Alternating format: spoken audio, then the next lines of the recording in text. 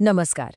अच्छा, एक बात तो हम सब ने कभी न कभी सुनी ही होगी कि हिंदू धर्म में 33 करोड़ देवी देवताएं हैं। ये नंबर, ये इतना बड़ा है ना? लेकिन सवाल ये है कि क्या ये सच में सही है? चलिए, आज इसी सदियों पुरानी मान्यता की तह तक चलते हैं और देखते हैं कि सच्चाई आखिर है क्या। तो सबसे बड़ा सवाल यही है, क्या सच में लिटरली 33 करोड़ देवता हैं? ये सवाल सुनने में तो बड़ा सीधा साधा लगता है, पर इसका जवाब यकीन मानिए बड़ा ही हैरान करने वाला और काफी दिलचस्प है। हाँ, ये 33 करोड़ वाला जो नंबर है, ये हर जगह सुनने को मिलता है। पर क्या किसी ने कभी सोचा है कि ये पूरी की पूरी बात सिर्फ एक शब्द की गलतफहमी, एक मिसट्रांसलेशन पर टिकी हो सकती है? जी हाँ, बिल्कुल। इसकी असली सच्चाई वो छिपी है हमारे प्राचीन ग्रंथों में, संस्कृत भाषा के एक छोटे से लेकिन बहुत जरूरी रहस्य। और वो रहस्यमयी शब्द है कोटि। बस ये एक शब्द। जी हाँ, यही वो चाबी है जो इस पूरी कहानी का पूरा नजरिया ही बदल देती है। तो ये शब्द है कोटि। अब देखिए, संस्कृत में इस एक शब्द के एक नहीं बल्कि दो मतलब हैं, और बस यहीं से सारा कन्फ्यूजन शुरू होता है।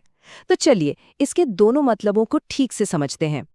तो देखिए, कोटि का पहला मतलब तो वही है जो हम सब जानते हैं, करोड़, 10 मिलियन, सिंपल। लेकिन इसका एक दूसरा मतलब भी है, और वैदिक ग्रंथों में ज्यादातर इसी दूसरे मतलब का इस्तेमाल हुआ है। वो मतलब है प्रकार या कैटेगरी। तो जब ग्रंथ कहते हैं 33 कोटि देवता, तो उनका मतलब 33 करोड़ देवता नहीं, बल्कि 33 प्रकार के या 33 कैटेगरी के सुप्रीम देवता हैं। है ना कमाल की बात? तो ये कोई गिनती नहीं है, ये एक क्लासिफिकेशन है। मतलब कुल 33 तरह के 33 टाइप्स के मेन देवताएं हैं। और मजे की बात ये है कि इन 33 देवताओं को भी 4 खास ग्रुप्स में बांटा गया है। कैसे? 12 + 11 + 8 और +2। तो आखिर कौन कौन है इन ग्रुप्स में? चलिए पता लगाते हैं। ओके, तो ये है वो 4 डिवाइन कैटेगरीज। चलिए अब एक एक करके इन सब के बारे में जानते हैं। सबसे पहले आते हैं 12 आदित्य। इन्हें आप कह सकते हैं कि ये सूर्य देव के ही 12 अलग अलग रूप हैं, और हर रूप साल के एक महीने को रिप्रेजेंट करता है। मतलब हर महीने एक अलग आदित्य अपनी एनर्जी से इस धरती को शक्ति देता है। इसके बाद आते हैं 11 रुद्र।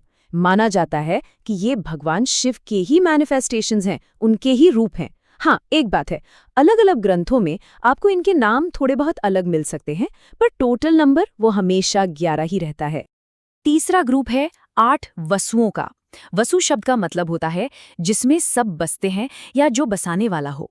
और ये असल में नेचर के 8 बेसिक एलिमेंट्स हैं, पृथ्वी, जल, अग्नि, वायु, वही सब जिनसे हमारा सबका अस्तित्व है। और आखिर में जो 2 देवता बचे वो हैं ट्विन अश्विनी कुमार।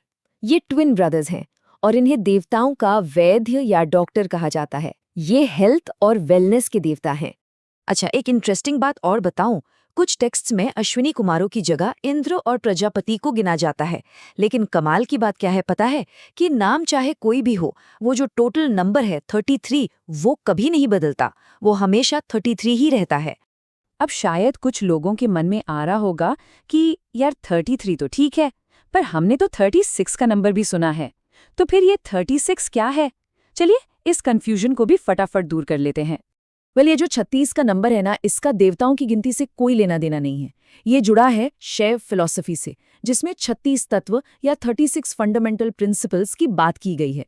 ये वो प्रिंसिपल्स हैं जिनसे ये पूरी रियलिटी बनी है, शिव से लेकर फिजिकल एलिमेंट्स तक। तो ये एक फिलोसॉफिकल कॉन्सेप्ट है, देवताओं की लिस्ट नहीं। तो इस पूरी बातचीत का मेन टेकअवे क्या है? मतलब सबसे जरूरी बात क्या समझनी है? तो सबसे बड़ी बात यह है कि फोकस क्वांटिटी पर नहीं, क्लासिफिकेशन पर है। 33 कोटि का मतलब नंबर नहीं है, बल्कि एक तरह का डिवाइन ऑर्गेनाइजेशन चार्ट है। ये उन शक्तियों को 33 मेन कैटेगरीज में बांटने का एक खूबसूरत तरीका है जो इस यूनिवर्स को चलाती हैं। और ये सब हमें एक बहुत ही गहरे सवाल पर लाकर छोड़ देता है।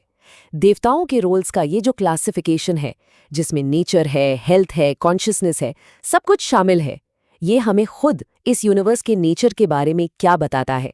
इस पर जरूर सोचिएगा।